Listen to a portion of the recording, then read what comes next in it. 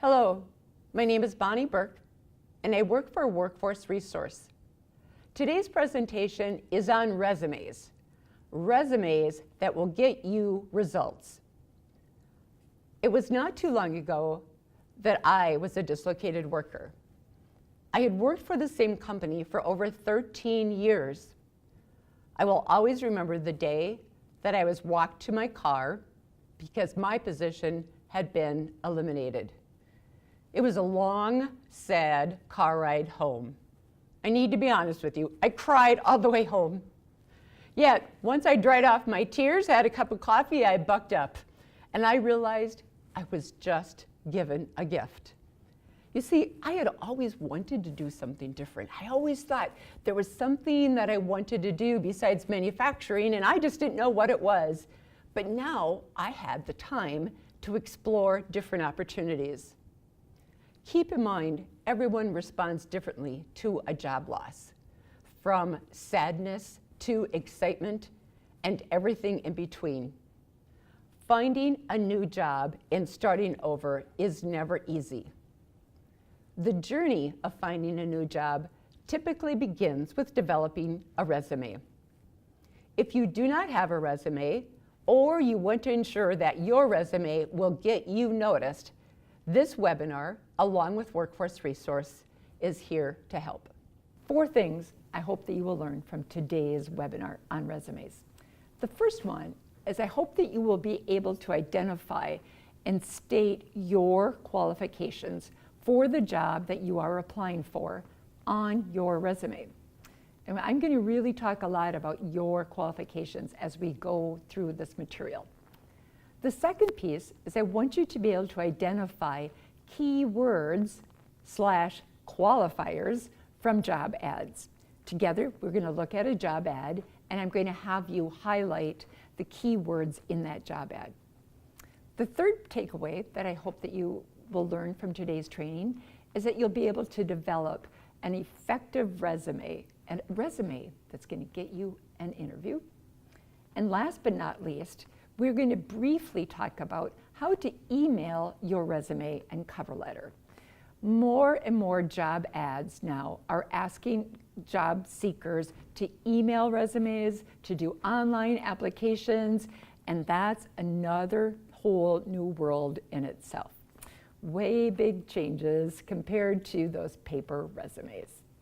So I hope you have some handouts in front of you, and on your note page, I'm going to encourage you to take notes as we go along. Jot down a few things that you want to remember.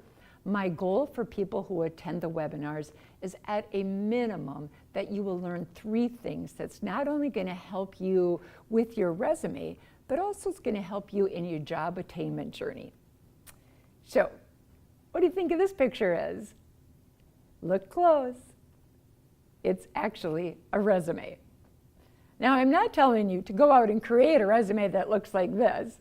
However, this gentleman was applying for jobs in marketing. He was not getting any results. He thought he needed to shake things up and do something a little different. So instead of a chocolate bar, he created a resume bar. You can see his name. You can see down here, these are his qualifications. Instead of ingredients such as chocolate or milk, he has traditional marketing, he has online marketing, he has brand marketing. So all of his ingredients here are also his qualifications. And then of course you have to have contact information. How is the HR person going to call him? Well, that's what's over here in this part of his resume bar. So you might be asking yourself, so did he get the job? And from my ability, when I did a little research, he did get the job. So once again, I don't want you to create a resume bar, just a traditional resume. However, if you do have a resume and you're not getting interviews, chances are something in that resume needs to change. So hopefully today I can give you a few tools to change that up. So the first place where I want you to start is start at the top. Making sure that your name is bold, it is a larger font, below your name, your address, and your phone number. I have a horror story I want to share with you. I was working with a client, and this guy had amazing qualifications. And however, he was not getting interviews. He was like, Bonnie, what's wrong? I keep submitting jobs. I know I'm qualified for these jobs. I know I could do that job. So I said, okay, let's look at your resume. Let's just go through number per number, letter per letter, just line by line. What was wrong with his resume? His phone number was wrong. He had transposed the last 2 numbers of his phone number. Yikes, right? He was just sick. He ended up getting a job about a month later. However, to me, I learned as a workforce resource consultant so much from that. So my word of wisdom to you is take your resume and have somebody dial your phone number using the phone number that you have on your resume. You don't do it, have somebody else do it. Because of course you probably know your phone number and you could say it in your sleep, and you may not know that you've transposed a couple numbers. So be very, very careful with that contact information. The other piece is to use a professional sounding email address. Oh my goodness, over the years, I have seen some crazy looking email addresses. And I'm like, really? You're gonna put that on your resume? This one, of course, I've changed some things up for this presentation, but hotgal10@hotmail.com? Oh, an employer would look at that and go, I don't think so. Another one, please call me at gmail.com? Well, you want the HR person or the hiring person to call you. That might get a little smile, but really, some of you may know that about 5 years ago, I had lost my job. And the job search journey for me initially was grueling. I had worked for the same company for over 13 years. And so I had to start almost from scratch doing a resume. The piece that I had to change also was my email address. My personal email was filled with family pictures and emails from my husband and all these other websites, all this junk mail. And I thought, you know what? I wanted to create an email account that I used just for job searching. So I created a professional sounding email address and only used it for job search. I wanted to make sure that if an employer contacted me via email, that their email was not going to be lost amongst all of my junk and family emails. Just a good tip, you might want to think about it. So, your email, your phone number, your address, verify that they're correct. I want to talk next about using an objective. Objective truly is old school. So nowadays, people are saying instead of the word objective, at the very top of your resume, have a summary of qualifications. And I'm going to show you some examples of what that's going to look like a little bit later on. So one example that I have of an old style objective would be obtain employment with a company where I can grow. Really? Employers really don't care that you want to grow. They want to know, what can you do? What are your qualifications? Here's another example of an objective, a lot better. An administrative position focusing on client relations and customer service. Well, at least the person knows what type of job you're looking for and that you want a job where you'll focus on client relations and customer service. However, it doesn't say anything about your qualifications to do that job. So the second one, however, much better than the first one. Doing research for this presentation, I found a really good article, and the author of that article name was Martin Yates. It's called Knock 'em Dead, Professional Resume Writing Services.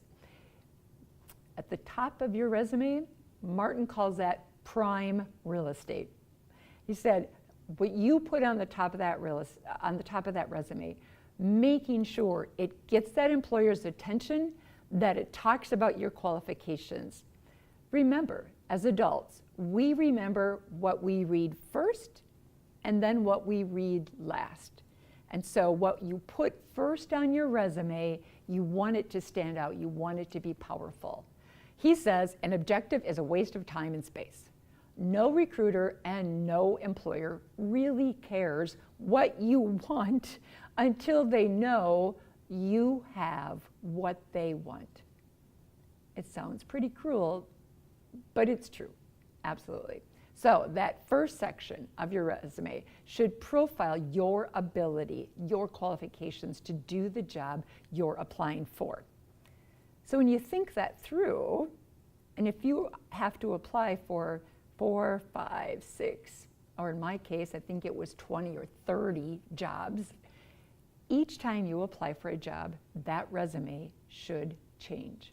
And I'm going to talk about that in a little bit. So I'll give you another example of a summary of qualifications. So this is at the very top of the resume. In this example, somebody is applying for a job as a semi-driver or a CDL driver. So with over 30 years of safe work experience as a CDL driver, will assist Procore is the name of the company that this person is applying to, in delivering value to your customers. What do you think of that for a statement of qualifications? I have had some people tell me, really, would you put over 30 years? And personally, I would, but that's just because of my age. But if you're concerned at all about age, you could change 30 years and put numerous or put several. So that is a fairly decent example of an objective that you could change into a qualification statement. I rewrote that one in a different manner, so I want you to read this example. Same job, same employer. Focus on safety has resulted in a clean driving record, along with no workplace injuries.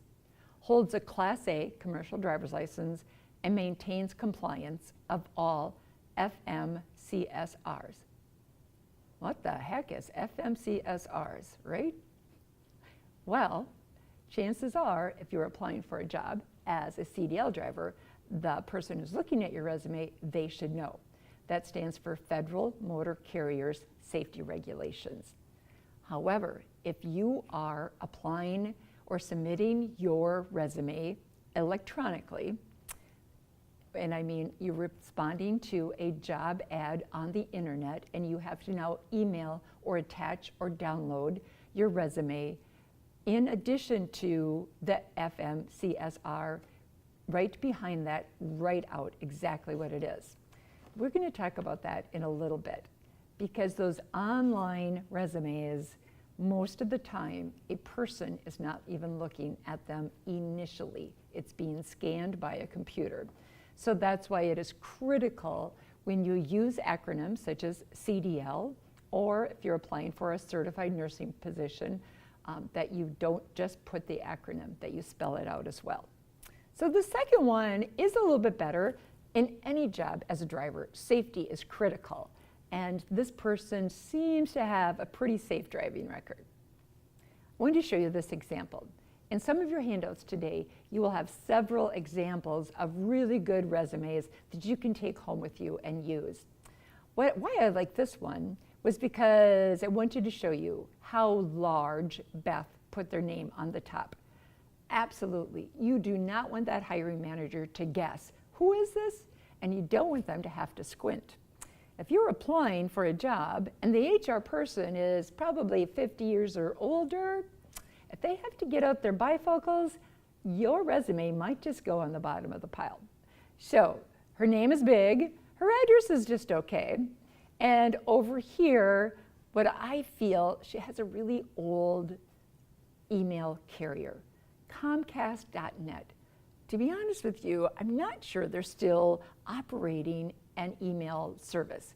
Yet, many people have said, once again, earlier I encouraged you to change an email, professional sounding, to create an email account that's just work related. And so to create an email account that's more current, such as Gmail. Okay, so your cell phone.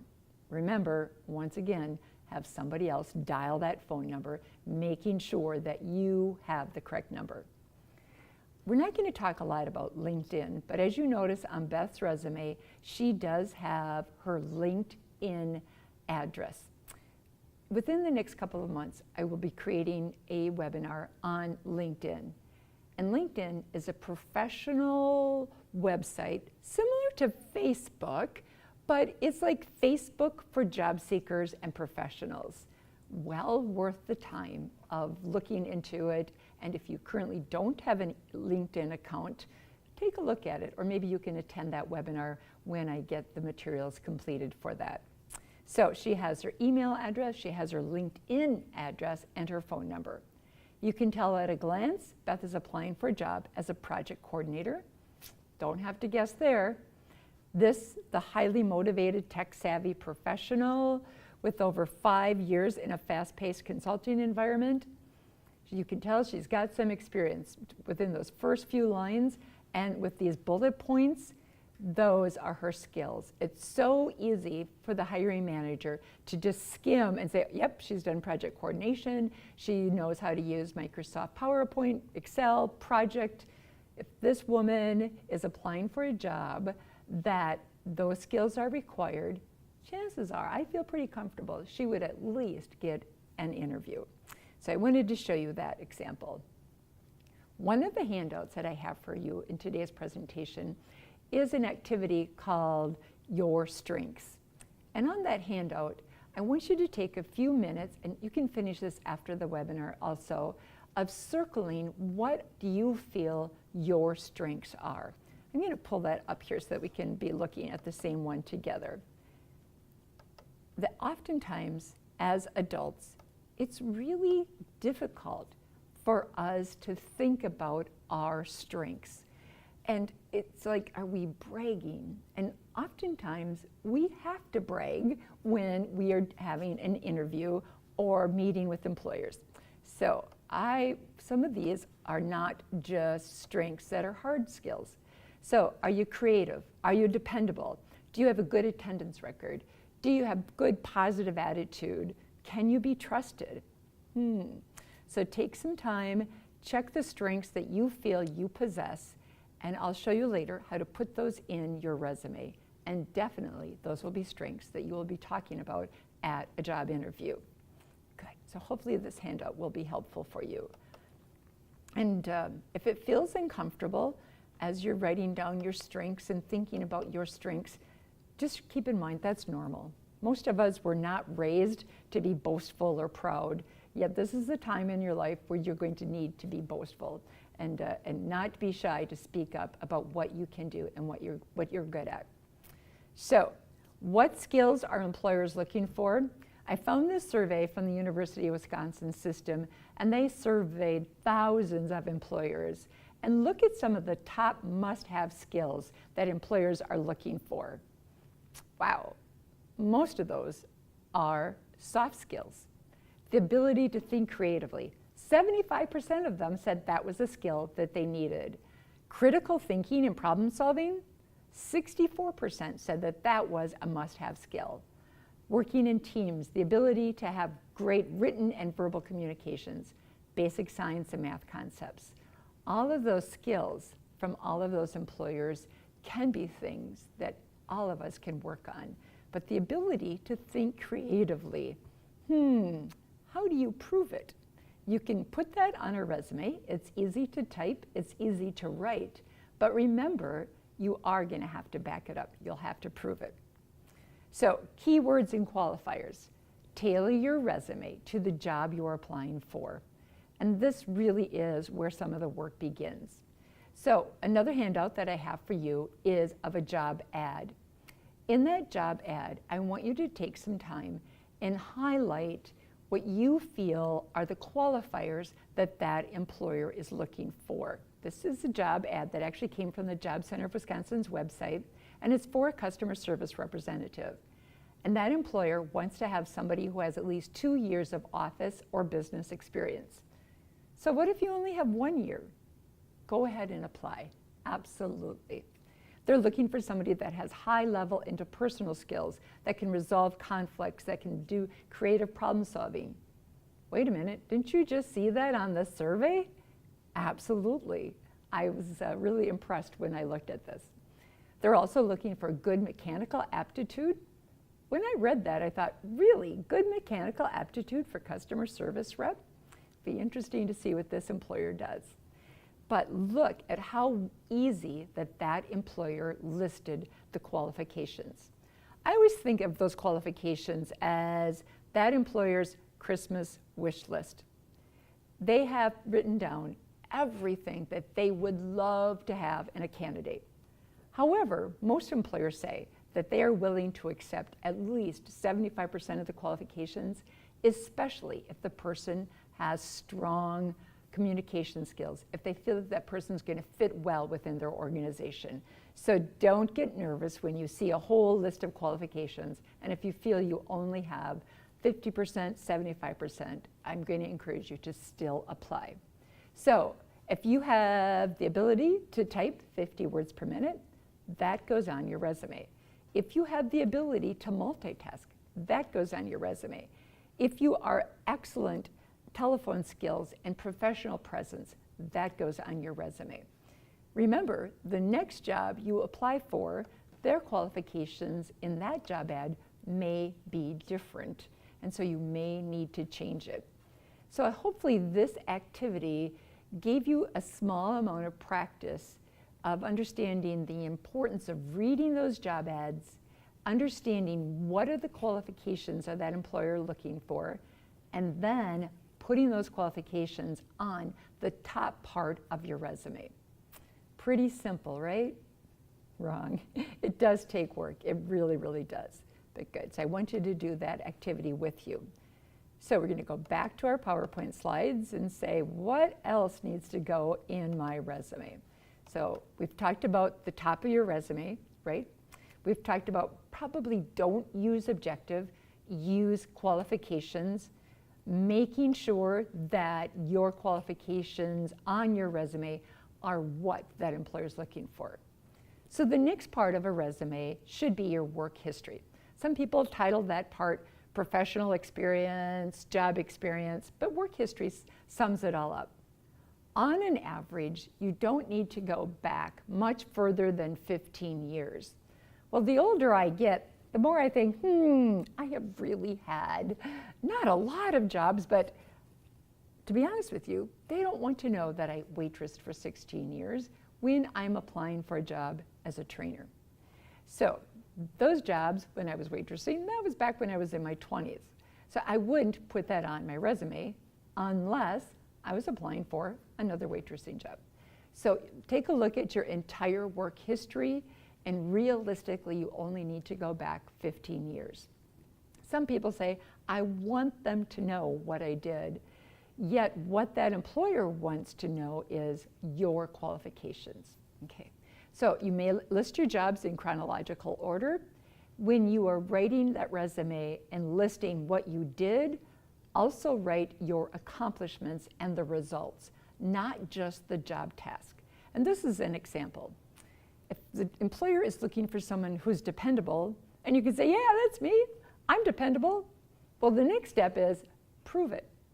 How do you prove on a resume that you're dependable? Well, this is an example. The person put dependable, they have excellent attendance record, no unplanned absences in 5 years. What? No unplanned absences in 5 years? Most employers would be very, very excited to read that. So that proves that you're dependable.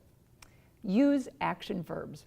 On your handout, there's a whole page that talks about different action verbs, such as developed, facilitated, processed, managed. So when you're describing your responsibilities, start out each bullet point using an action verb. Hopefully that handout will be helpful for you as well. So what else goes on a resume? Remember, the average resume should be about 1 page long. However, if you have very valuable information, when I think of veteran status and education and volunteer work, if it's valuable, it is fine to do a 2-page resume. But most employers do prefer a 1-page because what we have heard at the Job Center that the average employer skims the resumes. They maybe are looking at it for 30 seconds, max. That's really sad. You've spent hours and hours working on this resume. Yet, keep in mind that if a person is looking at that resume, he or she may be looking at 10 other resumes, and he or she has many, many other things that they have to do that day as well. So they are skimming it. So what they want to see is, what are your qualifications? The other pieces of information on that resume are veteran status. Some employers actually give preferences and they hire veterans first. Put your education, and I'm not talking just if you have a technical degree or a bachelor's degree. When I think of educations, I think of even the certificates for those of you who have completed the webinar series that we're offering certificates in. Put that on your resume. My last job, I had just completed a class in lean manufacturing. Well, it wasn't from a technical college. I didn't get a certificate. I didn't get a degree. However, the skills that I learned from that job, that class, applied to the job that I was taking. So keep in mind, it doesn't have to be a formal school in the information you put in the education section. Volunteer work. The longer people are laid off, that gap in your resume, employers are going to start asking, so what did you do during that time? Volunteer work is an absolute perfect and great activity to do during those downtimes in between jobs, and it's a valuable activity that employers look for as well. So if you've been doing some volunteer work at your children's school, at your church, at the United Way, write those tasks down under a section on your resume titled volunteer work. Another section that one of my clients shared with me, and I've actually encouraged others to do this since, it's called interim activities. For an example, I worked with somebody who had a 2-year gap on their resume. And I'm like, so what were you doing during that 2 years? Were you sick? You know, what was going on? Do you mind sharing it with me? And he goes, yeah, I was a stay-at-home dad. Financially, their children, it was so expensive to put them in daycare. His wife had an okay paying job, and they decided that he would stay home to take care of the children because her job paid better and she had the health insurance. So for 2 years, he did everything from repairing furnaces, air conditioning. He managed all the budget. He did some pretty unique conflict resolution, i.e. breaking up kids when they fight. So he had a section on his resume that he filled that 2-year gap of time with, and he titled it his interim activities. The next line said, stay-at-home parent. It's like, wow. And he did start getting interviews. He said that one of the hiring people laughed when she read conflict manager. If you have children, you know exactly what he means. So this resume is a functional resume, and I just wanted to show it to you briefly. A functional resume highlights your qualifications and skills, and it just puts your work history as individual line items on your resume. So your accomplishments, your qualifications are at the top, and your work history is at the bottom. Resumes do not all need to look the same. So I wanted to show you a different example of a functional style resume. So on your handouts, if you've never written a resume, or if you think your resume is such a disaster you just want to start over, one of your handouts, I have a template for you. And the template, actually, I was able to download it from the Job Center of Wisconsin's website. And in that template, after you fill in the blanks, and if you need help typing it, make sure that you ask at the Job Center. If you're working with one of the consultants at the Job Center, they may be able to help you type your resume up. In that handout, it's going to talk about formatting and content guidelines. You'll have a list, once again, of your action verbs. And the best part, it's going to give you some resume examples. In fact, I'm going to pull some of those examples up. So look at your handouts and find the resume that's titled Earnestly Bad. Kind of funny, right? Earnestly bad. Well, this resume is bad. And I wanted to show you an example of an earnestly bad resume. So his email address is toohottotouch@outlook. Oh my goodness. I wonder what kind of job he's applying for. Read his objective. Get a good job for a big company that will give me great experience and help me earn the money that I need. Do you think an employer really cares? No, they don't. So then he chose to put his education next. And if you've just recently graduated from a program within the last 3 to 5 years maybe, put your education on top, especially if it's a requirement of the job you're applying for. However, for Earnestly Bad, you can see that he graduated 1986 and 1978. Take those dates off there. He had a GPA of a 2.8. I would not put that GPA on my resume. I enjoyed this job until the housing market crashed. Well, he got a little confused there with his layout. That statement had nothing to do with his education. So, Earnestly Bad, he's living up to his resume. So look at his work experience and notice that he references himself. So he says, I made, I answered, I loved. In your resumes, you should not ever use pronouns. Remember, start those bullet points with action verbs. Keep the pronouns out of a resume. Definitely can put that into a cover letter, but they don't go in your resume. He doesn't have years that he worked at these positions. It's really difficult to see what was the job. So I would have to look very, very carefully. And in my 30-second skim, chances are this is going to go in the circular file. Look at Earnestly Bad's interest. He likes boating, he likes cruising, he likes self-defense, he likes dancing with the stars and playing with my 3 cats. This probably has nothing to do with the job he's applying for. However, if you do have hobbies that completely relate to the job you're applying for, absolutely put those on your resume. In this case, I don't think so. I wanted to share with you a very bad resume and then share with you how Ernest's resume was rewritten and now he became Earnestly Good. So look at his email address. It is E.L. Good, his first 2 initials and his last name, absolutely perfect, at outlook.com. And then he starts out with his career summary. It's just 2 to 3 lines. He has 10 years of experience in sales and marketing management, recognized for his ability to work with colleagues, clients, and senior management, proven ability to increase profitabilities and customer loyalty. Wow, that would get my attention if I were a hiring manager. And then look how easy it is to see his skills. Bullet points are far easier to read than are full sentences. So keeping that in mind when you're listing your skills, remember the skills that I had you underline on the handout earlier? Those skills, this is where they go on your resume. So he has skills in social media marketing, writing and grammar, radio and print advertising, supervision and training. At a glance, I can see his skills.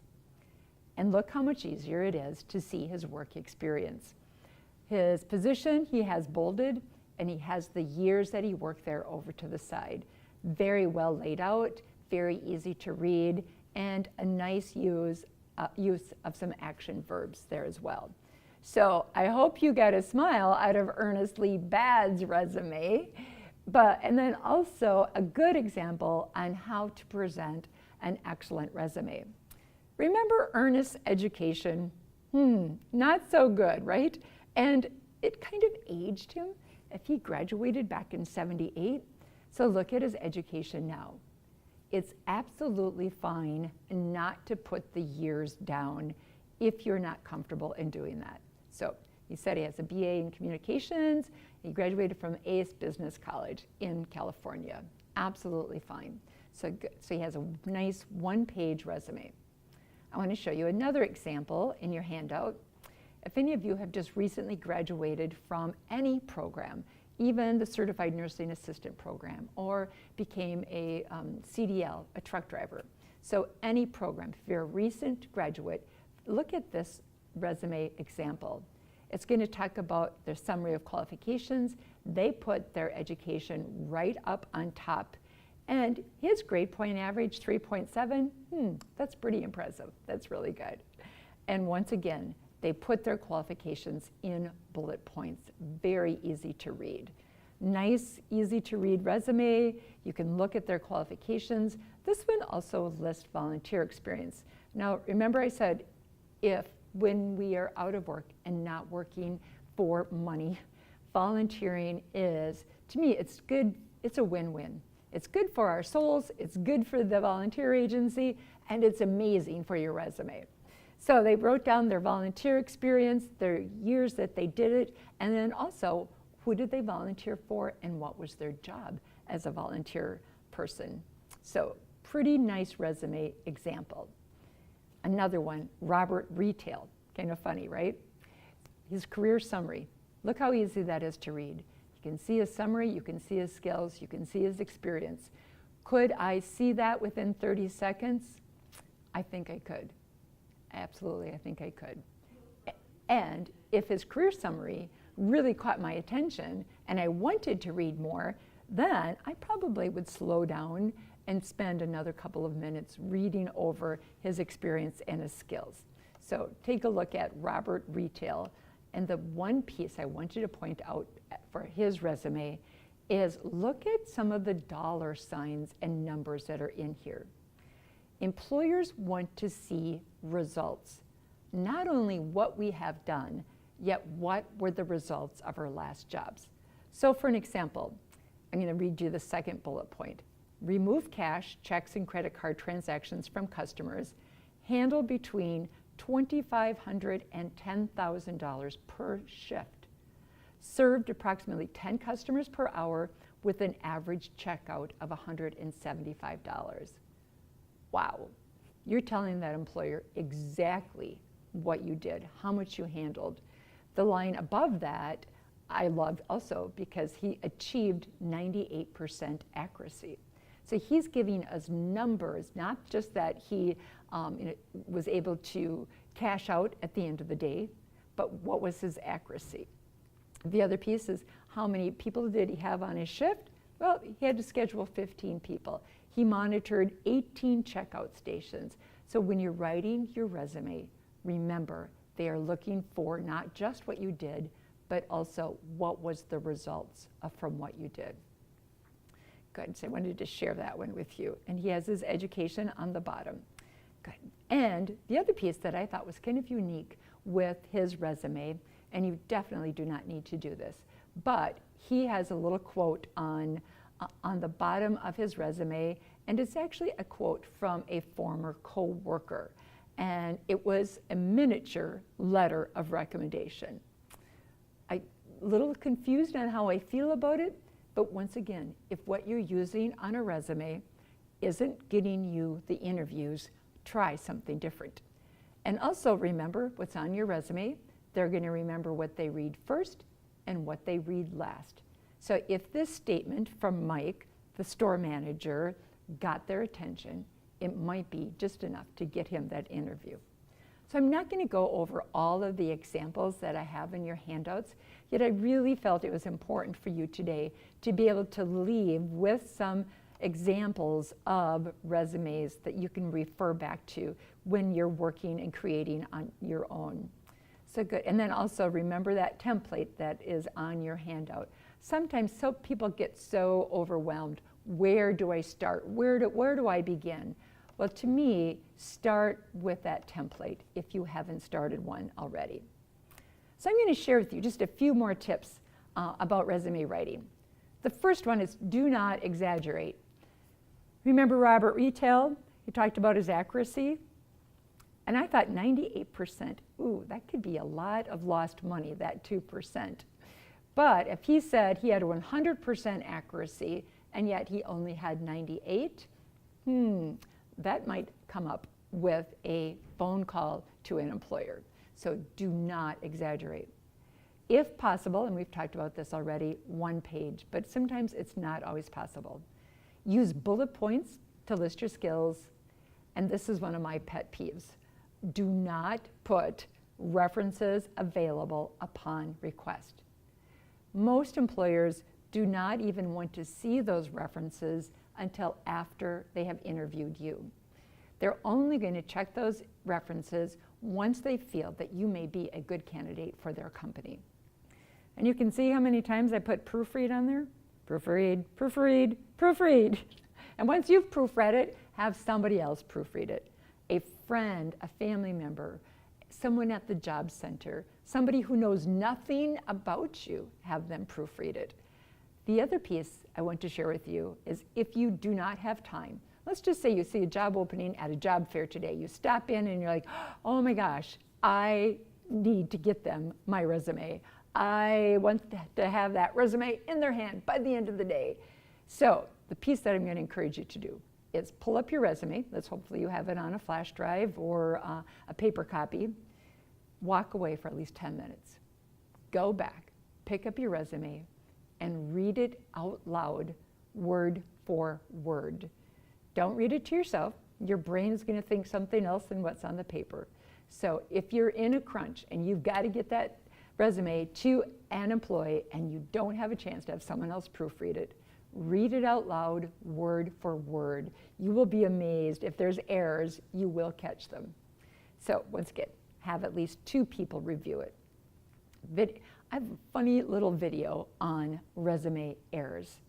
This, I hope it makes you smile, but then also makes you appreciate and realize how important that proofreading is.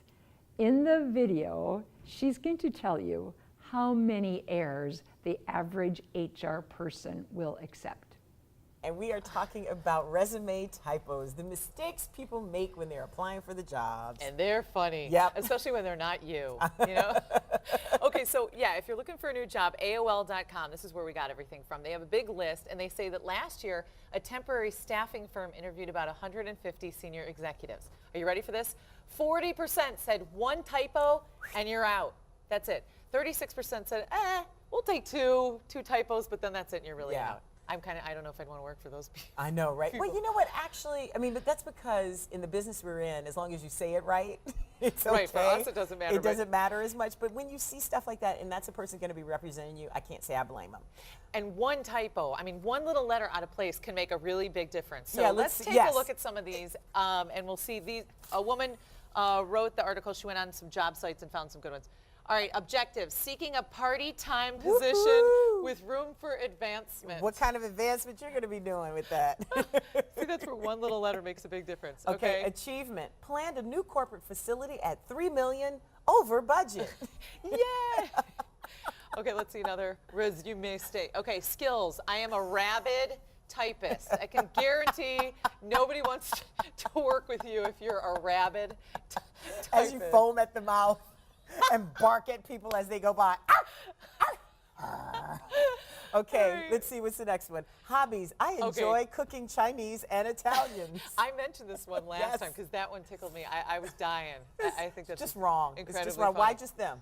Why not everybody? You can't discriminate. They're not up with things. All right. Now this is somebody who was way beyond the 6-year plan. College, August 1880 to May 1984. That's a big problem. You make a mistake on that simple thing, and they're like, "What's with this? You know, you're not getting hired." Yeah. Okay, it means you've been funny. partying a lot. Cover letter. This was a sentence that was in it. I would like to assure you that I am a hardly working person. At least they're honest.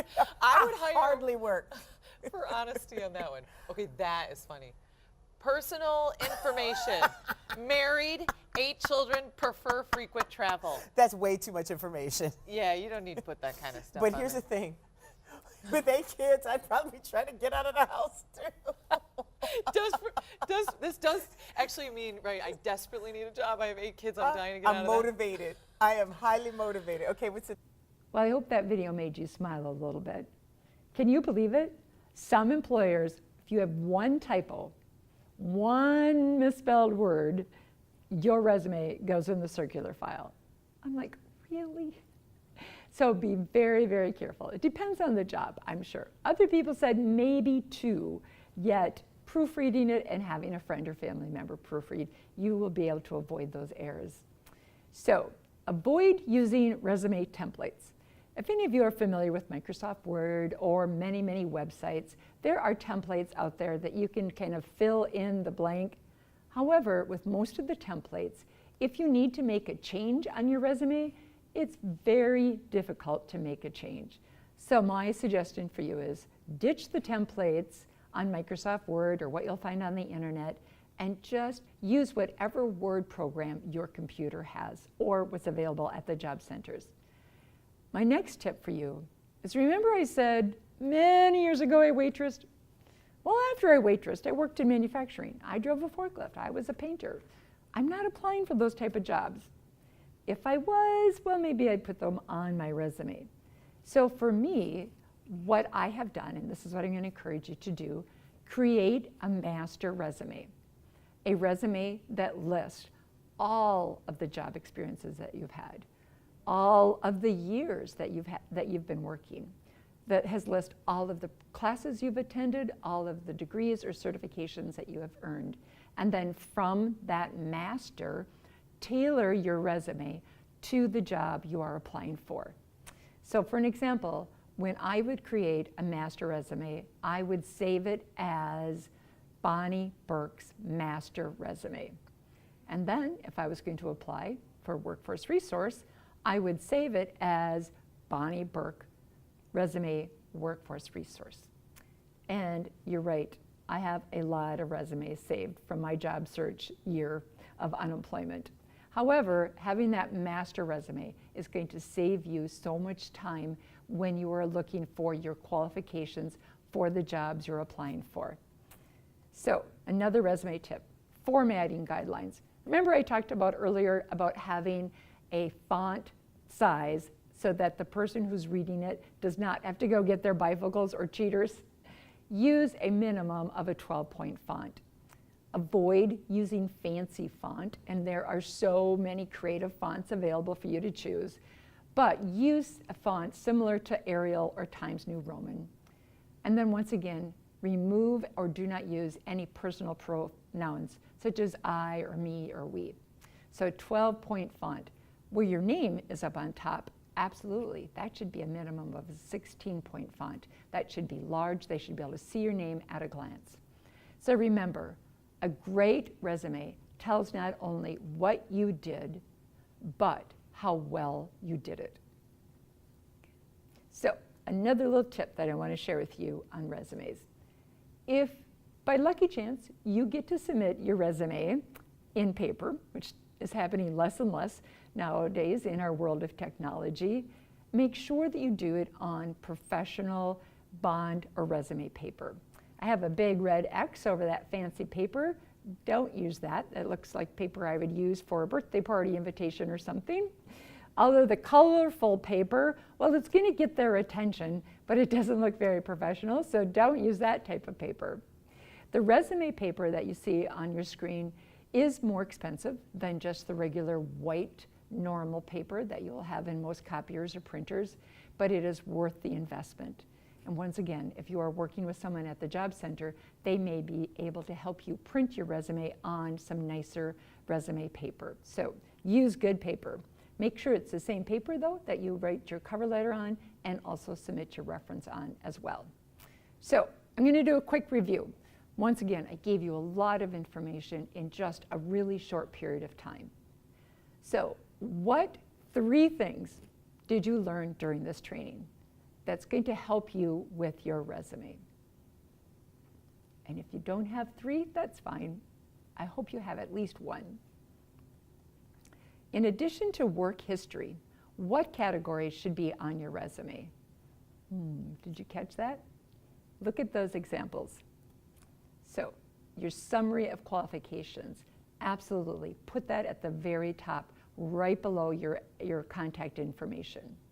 Your skills need to be on there. The skills that you have and that you can prove that you have. Education, volunteer experience, and then also I missed on my bullet points, if you're a veteran, making sure that that information goes on there as well. So how often should you revise your resume? And this is where the work begins, is most of the time you should revise that resume with every job you are applying for. especially if the job that you are applying for is in response to a job ad. Study that job ad, making sure that the qualifications that are in that ad are on your resume if you have them. So, true or false? List every job you have held on your resume. You might be tempted, but the answer is false, especially for people who are getting 35, 45, 55 years old. Employers do not want to see all of that work history. What they do want to see is approximately 15 years worth of history. Because to be honest, the skills that we used 20 years ago are probably not relevant at all in today's world. Just think of all of the technology that has changed in the past 15 or 20 years. So that is the other reason why employers say 15 years of work history, is a good amount of work history to share on your resume. A few final thoughts. So, from what you've learned from this session, review your resume if you have one. What changes do you need to make to your resume? So hopefully jot some of those down. Work with someone at the job center. If you do not have a resume, complete that resume writing outline. It's in your handouts. And then my last final thought is, if further assistance is needed, because I know this could be so overwhelming, see a resource specialist at your job center and request an appointment. If you currently are not working with someone at Workforce Resource, they may have you complete our online application. Resumes are a very powerful tool. In today's world, it is one tool that can be very, very helpful in getting you that interview. A couple of the classes that I'll be talking about also in our career services webinars will be networking, and we have a webinar on how to do a successful interview. One last tip, final thought I want to leave you with resumes. When I had lost my job, I spent many, many, many hours rewriting and rewriting my resume. My husband said to me one day, he's like, Bonnie, when I leave for work in the morning, I see you at your computer working on your resume. When I come home from work in the afternoon, I see you on the computer working on your resume. You need to stop. And he was right. I needed to get out, I needed to network, I needed to talk to friends and family and people who were in the field that knew about job openings. So I hope that you will attend our networking presentation, because my husband was right. I needed to do some networking. Workforce Resource provides a variety of service to help clients with re-employment. One of the things that we can help you with is developing that resume. We also can help you with career planning. We have assessments you could take, interest and skills assessments, and also provide one-on-one career counseling. We also can help you with possible short-term training. Funding is available to update and acquire new skills. In addition to this webinar, we have many other job seeking and skill webinars available for you to attend, and possibly even on-the-job training. Workforce Resource can also offer you several other support services based off of need.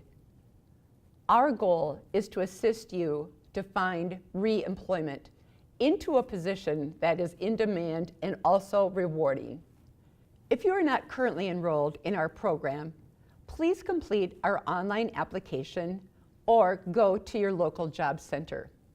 Once you are on our website, just click Job Seekers Application.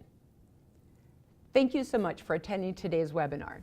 I hope you've learned a few tips and tools that will help you with your resume and help you in your re-employment journey. Thank you and have a great day.